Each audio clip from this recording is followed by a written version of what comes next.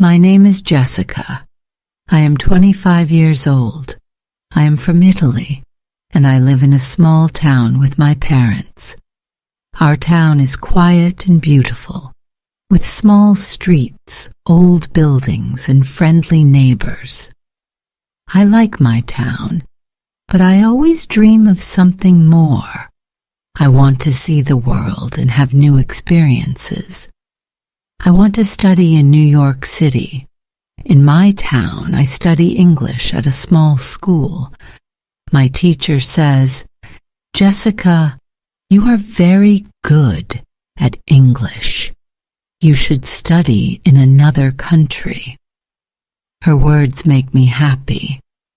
I start thinking about New York, a big city full of life and opportunities. I imagine myself walking on the busy streets, learning in a real classroom, and speaking English every day. One day, a woman visits our town. She is from a big city in Italy, and she looks very confident. She talks about a school in New York.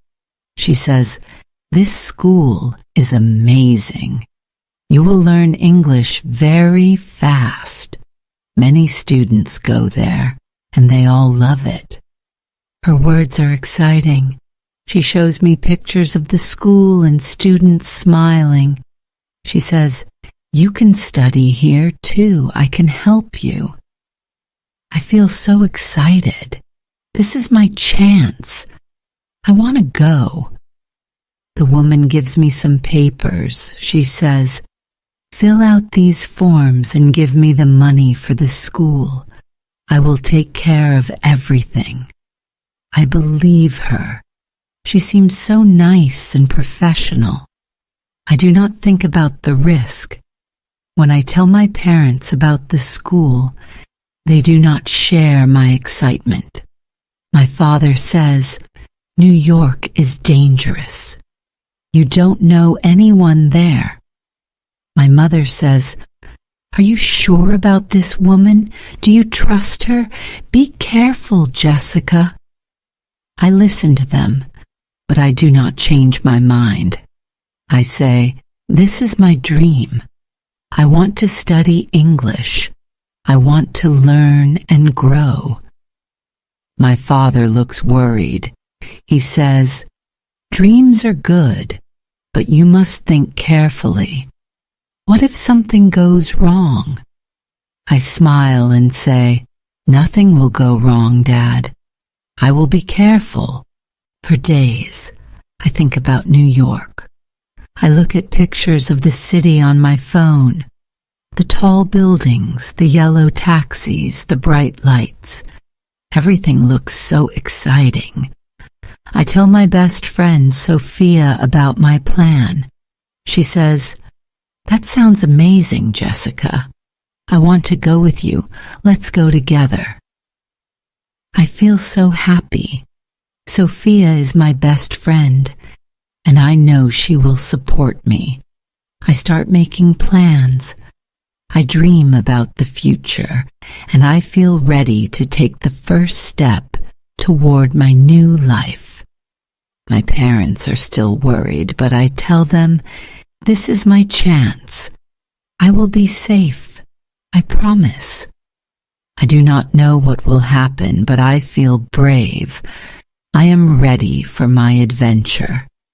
New York, here I come.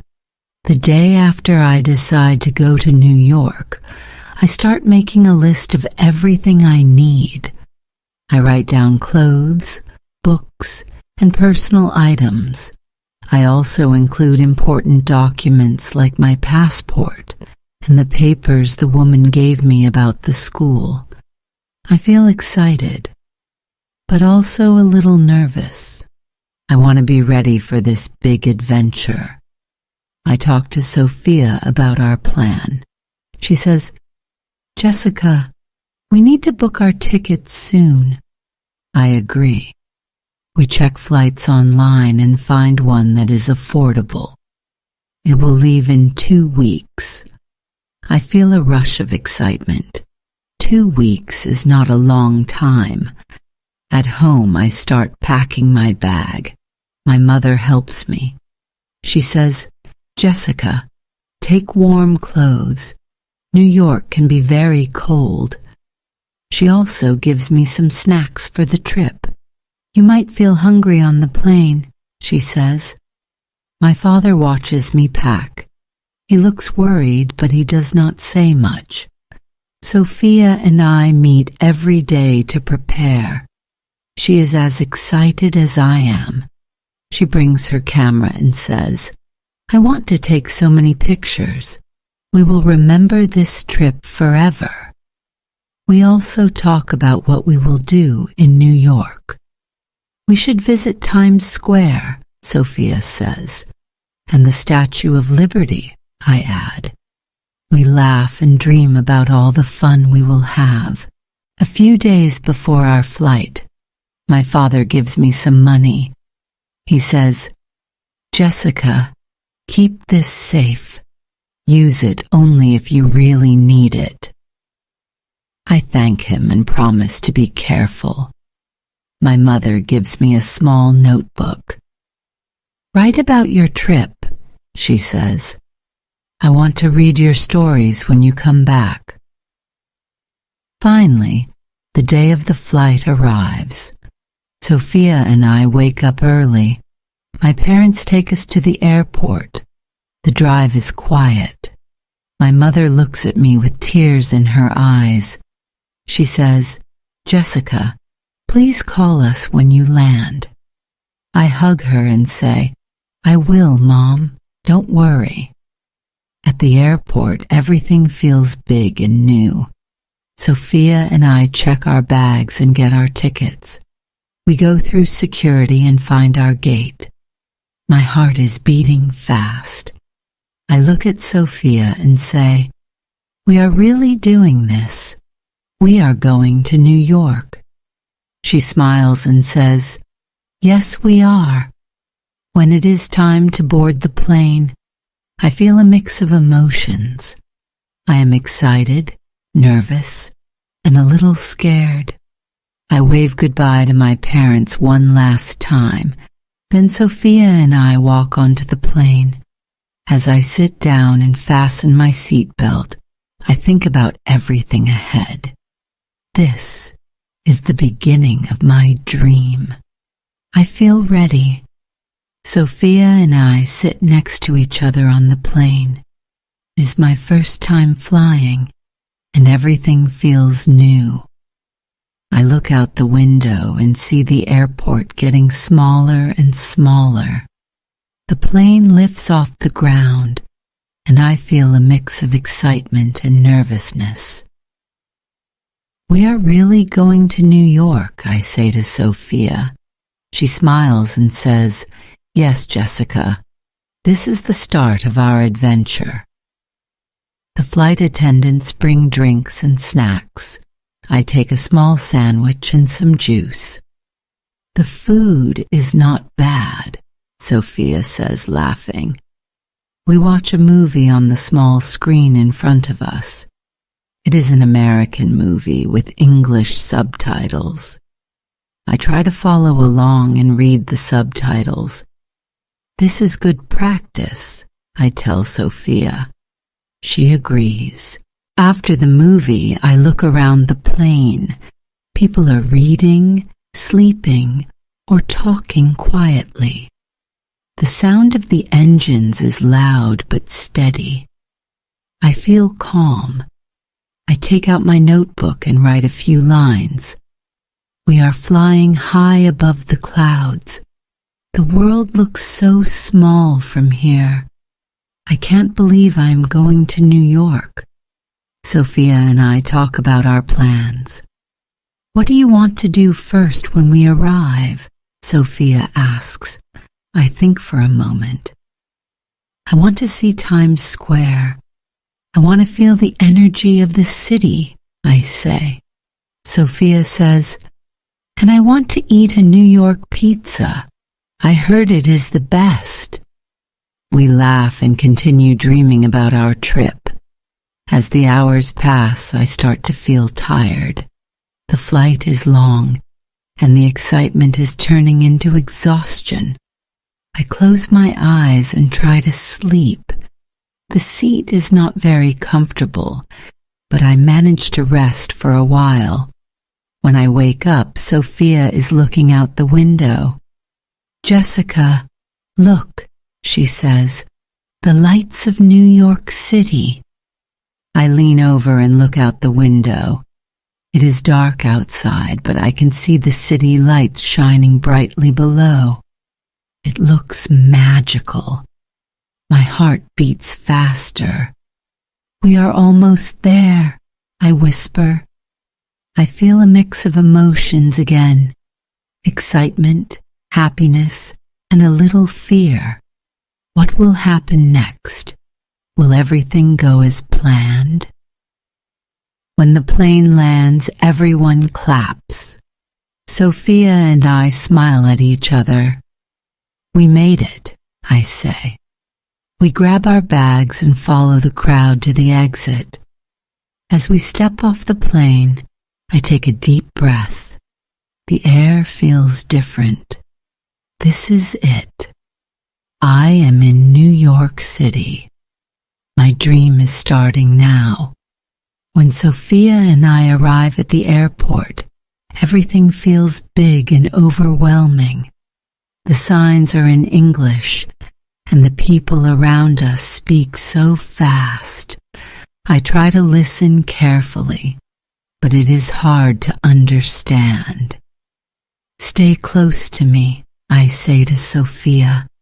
She nods and holds her bag tightly. We follow the signs to get our luggage. Once we have our bags, we take a taxi to the address the woman gave me. I am so excited. "This is it," I tell Sophia. "We will see the school soon."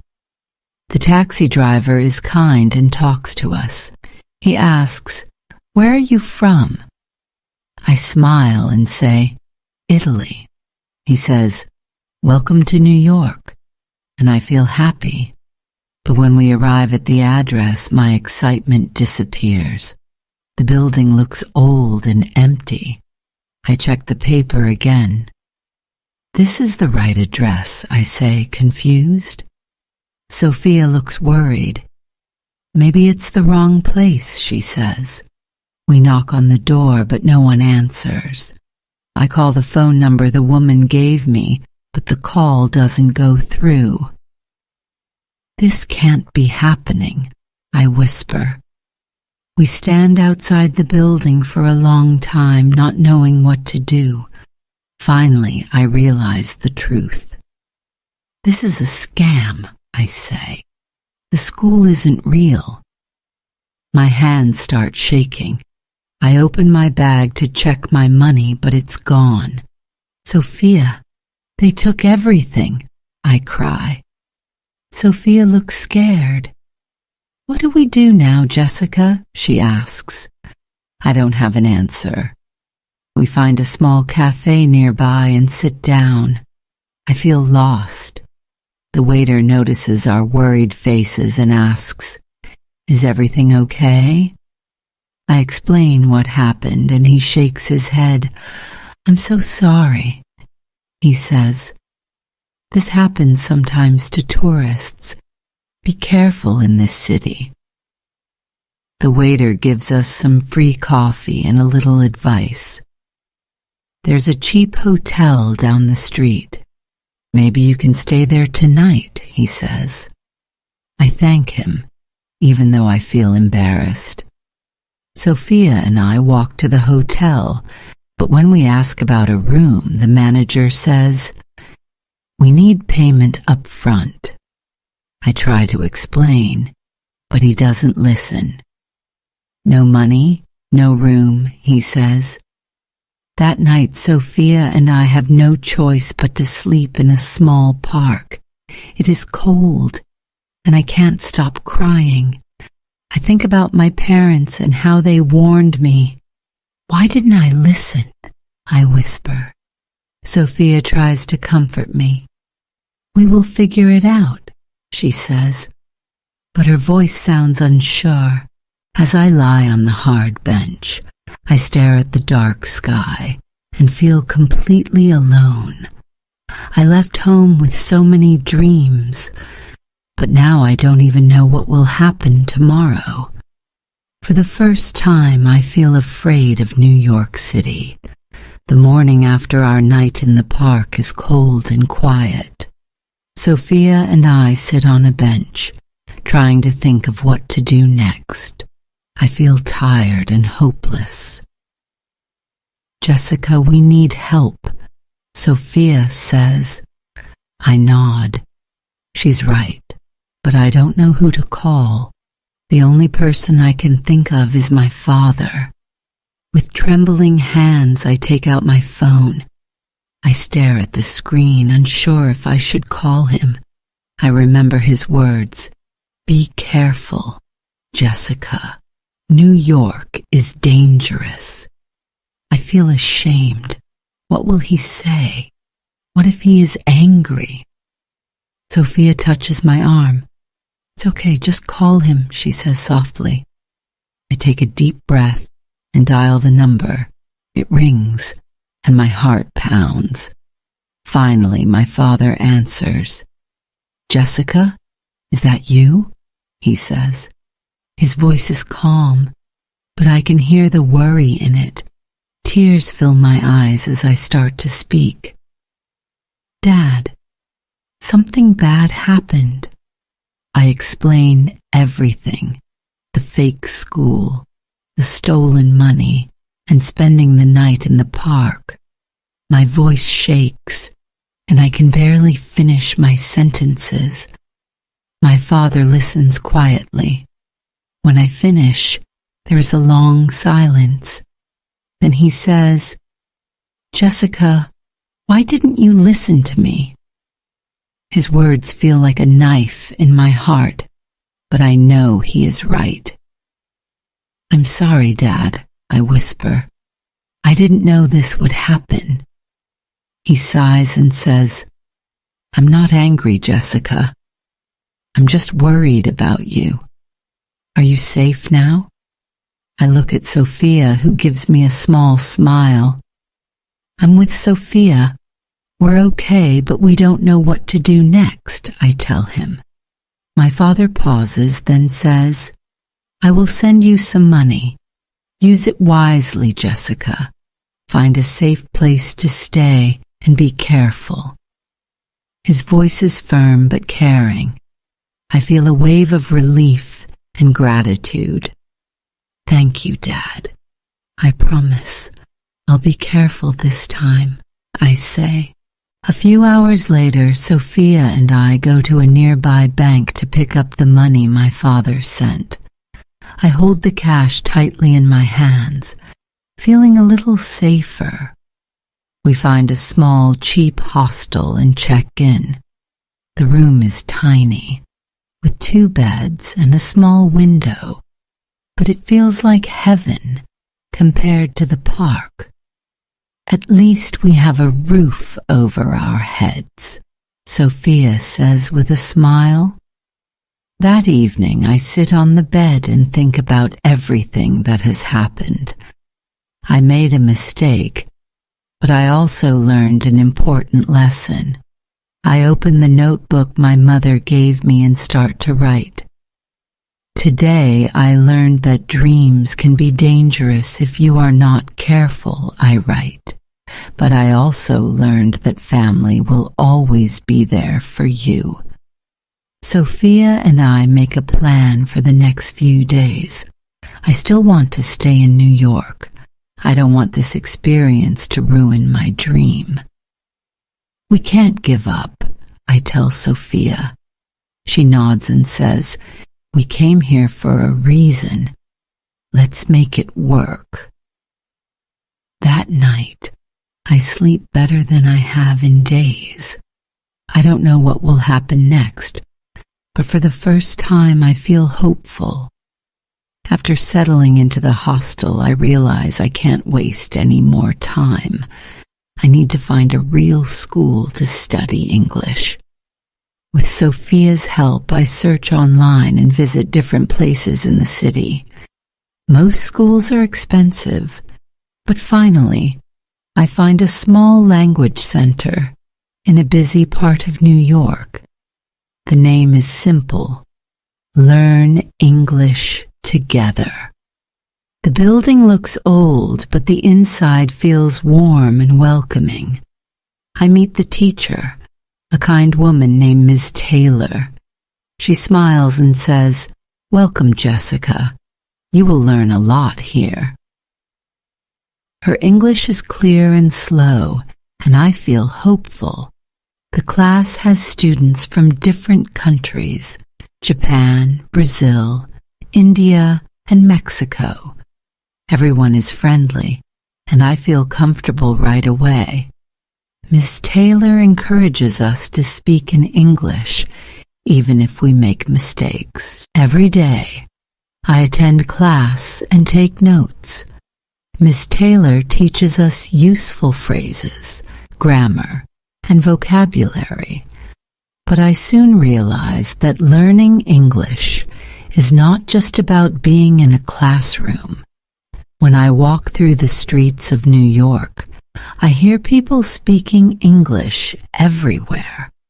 I listen carefully, trying to understand their conversations. I need to use English all the time, I tell Sophia one evening, not just in class. She agrees.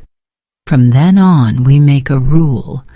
We will only speak English to each other, even if it feels strange at first. At the hostel, I talk to other travelers and practice simple sentences. Sometimes I get stuck, but people are patient and kind. As the weeks pass, I start to make friends from my class. Maria from Brazil teaches me funny expressions in Portuguese, and I share some Italian phrases with her. Hiro from Japan is shy but very good at grammar. He helps me understand things I don't know. We study together at a nearby cafe, where I also practice ordering coffee and food in English. Little by little, I feel more confident. One day, while walking through Central Park, I meet an older woman who asks me for directions. At first I panic, but then I manage to explain where she needs to go. "Thank you, young lady," she says with a smile. I feel proud of myself. Months go by, and my English improves. I can have longer conversations without feeling nervous. I write an email to my parents and tell them about my progress. "I am okay now," I write. "I learned a lot from my mistakes. New York is hard, but I am stronger." My father replies quickly, saying he is proud of me. His words mean so much to me. One evening I walk alone through the city. The streets are bright with lights, and people are everywhere. I think about everything that has happened since I arrived. The scam, the struggles, and the lessons. I smile and say to myself, this is just the beginning.